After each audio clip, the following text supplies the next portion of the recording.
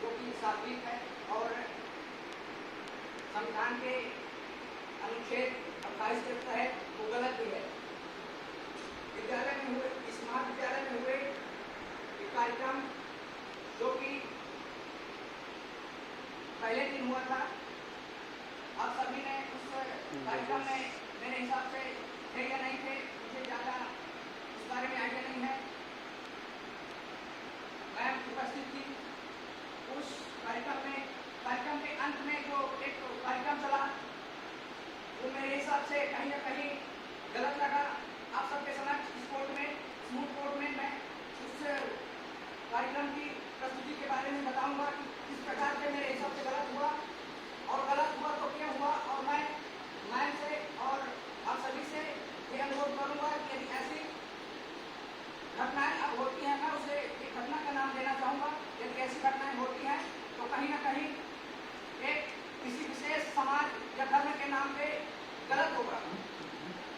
कार्यक्रम के अंत में हुए, जिनका नाम मुझे नहीं पता, एक भैया आते हैं और हनुमान चालीसा का पाठ करते हैं। हनुमान चालीसा का पाठ, मैं हिंदू हूँ, मुझे हनुमान चालीसा से कोई आपत्ति नहीं, मैं किसी विशेष धर्म का कोई विरोध नहीं करता। सब अपने अपने धर्म के लिए स्वतंत्र हैं, सभी बोलने के लिए स्वतंत्र हैं। मैं मैम से पूछना चाहूँगा, जिस दिन हनुमान चालीसा का पाठ हुआ उसकी कुछ विधियाँ होती हैं हनुमान चालीसा पढ़ने की, कि सभी सूर्य मार के पढ़े। हमारी माताएं बहनें कुछ पढ़ने की स्थिति में थी, हनुमान चालीसा कुछ स्थिति में नहीं थी। उसकी एक मर्यादाएं होती हैं। हनुमान चालीसा किस वक्त पढ़ी जा सकती है, उसमें पढ़ने का कोई विशेष कारण नहीं होता, लेकिन एक नियम होता है, उस नियम का उल्लंघन किया गया। प्लस महाविद्यालय में हनुमान चालीसा पाठ करना अच्छी बात है, लेकिन अच्छी बात नहीं भी है। क्यों? एक हिंदू होने के नाते आपने हनुमान चालीसा का पाठ पढ़ने दिया। यदि कोई मुस्लिम भाई या बहन उठ के उस समय कलमा पढ़ता तो क्या आप उससे अनुमति देती? नहीं देती, मैं भी नहीं देता। कोई भाई या बहन मुस्लिम खड़ा होकर कहता मैं कलमा पढ़ता हूँ, आप सभी कलमा पढ़े, ऐसा जायज होगा? नहीं होता। अनुच्छेद 28 के तहत उसका पहला उद्देश्य कहता है किसी भी महाविद्यालय में किसी धर्म विशेष के नाम से कोई भी ऐसा काम नहीं होना चाहिए। मेरे हिसाब से वो गलत हुआ। मैं उस दिन से ही अपने मन में, मेरे मन में ये विचार चलता रहा, मैं किसी विशेष कार्यक्रम में अपने प्रचार महोदय से उनके समक्ष ये क्वेश्चन अवश्य रखूंगा, यदि ऐसी एक्टिविटी होती है तो एक गलत मैसेज या व्यवहार होता है। मैं LLB का स्टूडेंट होने के नाते मेरा ये दायित्व होता है कि गलत विधियों एवं नीतियों का विरोध करूं। आप सभी इसमें सहभागी रहें।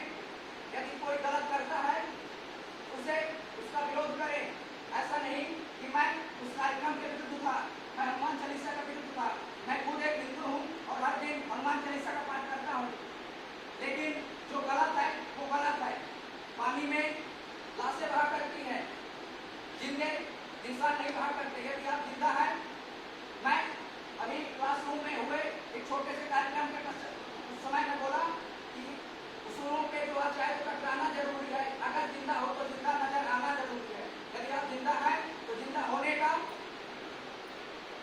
एक सबूत दीजिए कि हाँ हम जिंदा है।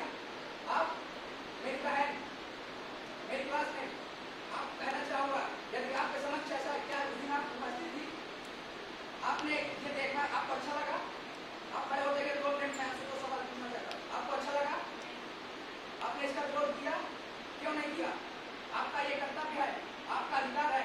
यदि ऐसे कोई भी, धन्यवाद, आप बैठ सकते हैं। आपके समक्ष यदि ऐसा कोई भी होता है तो उसका विरोध करें। मैं फिर से कहता हूँ, मैं किसी भी धर्म का विरोधी नहीं हूँ। सभी व्यक्ति को अपना अधिकार है कि अपने धर्म को माने, और मैं अपने टीचरों के माध्यम से ये बात प्रिंसिपल सर के सामने तक पहुँचाने का आग्रह करता हूँ कि अब ऐसा हुई कोई भी कार्य ना हो जिसे आपके समक्ष मैं अभी भी सबूत के तौर पे एक सबूत पेश किया। जो मेरी मुस्लिम बहन है, उन्होंने बताया कि मुझे बिल्कुल अच्छा नहीं लगा। मैं खुद कहता हूँ, मैं खुद व्यक्तिगत सूट मार के खड़ा हुआ।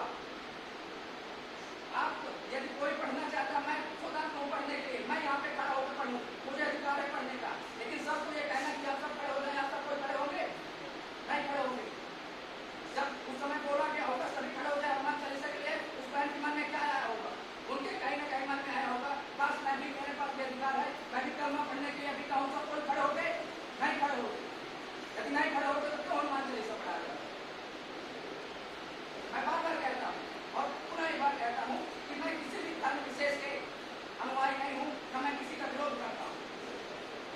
इन्हीं शब्दों के साथ मैं अपनी वाणी को विराम देता हूँ और पुनः एक बार आग्रह करता हूँ मैम से इस बात को प्रेस महोदय तक पहुँचाई जाए। इन्हीं शब्दों के साथ